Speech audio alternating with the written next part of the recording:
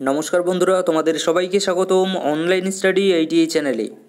দেখো, তোমরা যারা যারা আমাদের এই ওয়েস্ট বেঙ্গল আইটিআইয়ে ফার্স্ট কাউন্সেলিংয়ে তোমরা চান্স পেয়েছো, কিন্তু তোমরা যদি কেউ ভেবে থাকো যে আমরা যে কলেজটাতে পেয়েছি বা আমি যে কলেজটাতে চান্স পেয়েছি বা যে ট্রেডে আমি চান্স পেয়েছি, এই ট্রেডে বা এই কলেজে আমি অ্যাডমিশন নিতে চাই না, তো এক্ষেত্রে কি আমার কোনো ভবিষ্যতে প্রবলেম হবে কি না, যদি তুমি এ সম্পর্কে জানতে চাও তো আমি বলবো তুমি অবশ্যই কিন্তু ভিডিওটা শেষ পর্যন্ত দেখো।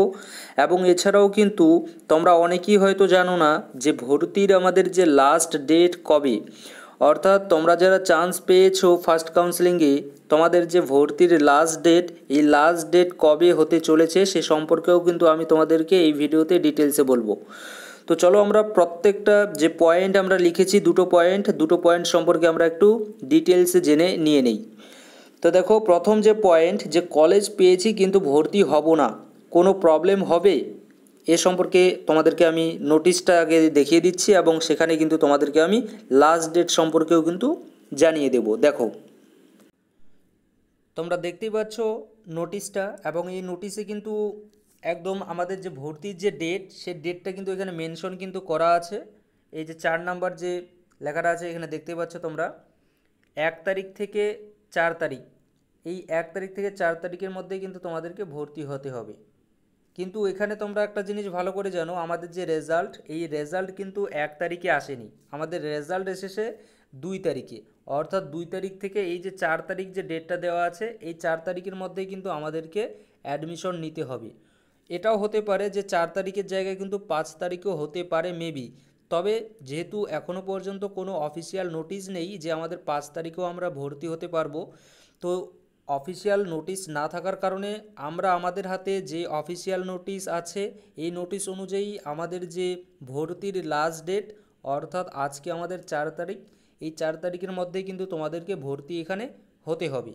ঠিক আছে, তো ভর্তির ডেট কবে, লাস্ট ডেট কিন্তু তোমাদের আজকেই। তোমরা যারা যারা দেখছো 4 তারিখে এই ভিডিওটা, তোমাদের উদ্দেশ্যে বলছি আজকেই কিন্তু লাস্ট ডেট।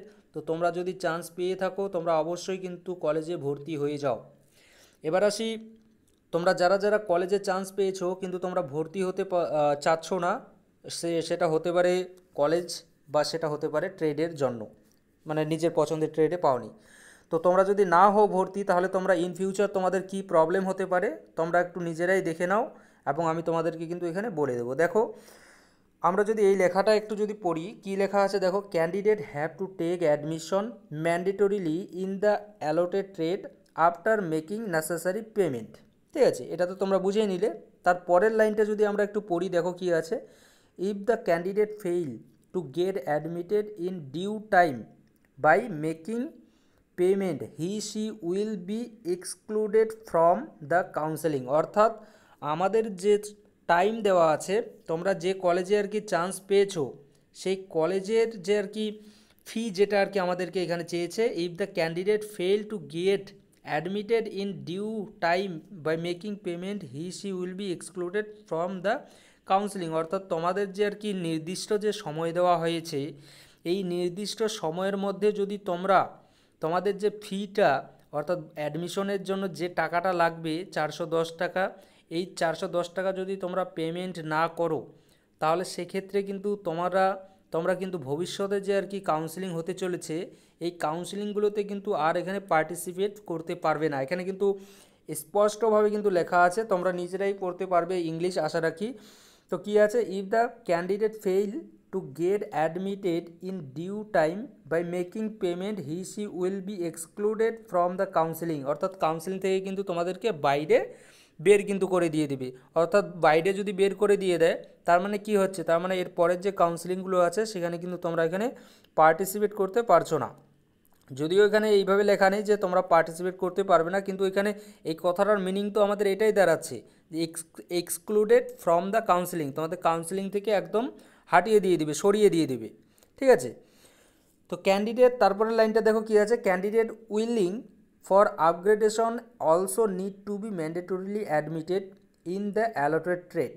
ওকে, এটা অটো আপগ্রেডেশন সম্পর্কে। তো মেইন কথা এটাই যে তোমরা যারা যারা কলেজে পেয়ে গিয়েছো, তোমরা কিন্তু অবশ্যই কলেজে অ্যাডমিশন নিয়ে নাও। যদি তোমরা আমাদের যে ফি এখানে চাচ্ছে, ফি কত আছে আমাদের, ফি আমাদের গভর্নমেন্ট কোটার ক্ষেত্রে কিন্তু 400 টাকা, 410 টাকা আছে। তো তোমরা এই 410 টাকাটা কিন্তু অবশ্যই পেমেন্ট করে দিয়ে দাও। আর যদি তোমরা এই টাকাটা যদি পেমেন্ট না করো, তাহলে সেক্ষেত্রে 410 কি 420 এরকম হবে। এই টাকাটা কিন্তু অবশ্যই পেমেন্ট করে দিয়ে দাও। যে কলেজই পেয়েছো, যে ট্রেডই পেয়েছো না কেন, সেটা কিন্তু দিয়ে দাও। কারণ দেখো, আমাদের চয়েস ফিলিং করার সময় কিন্তু তোমাদেরকে আমি বারবার বলেছি যে তোমরা যে ট্রেডে অ্যাডমিশন নিতে চাও সেই ট্রেডটাই কিন্তু দাও, আদার্স কোনো ট্রেড দিতে যেও না, নয়তো ভবিষ্যতে কিন্তু তোমাদের প্রবলেম হবে। কিন্তু তোমরা যারা যারা সেই নিয়ম মেনে করনি, তোমাদের হয়তো এখন সেই প্রবলেমটাই হতে চলেছে। ঠিক আছে, তো এটাই ছিল আপডেট। আশা রাখি তোমাদেরকে বোঝাতে পেরেছি। যদি তোমরা কোনো না বুঝে যদি থাকো এই অনলাইন আইটিআই সম্পর্কিত, তোমরা কিন্তু অবশ্যই জিজ্ঞাসা করতে পারো, আমি চেষ্টা করব তোমাদেরকে সাহায্য করার। Thank you.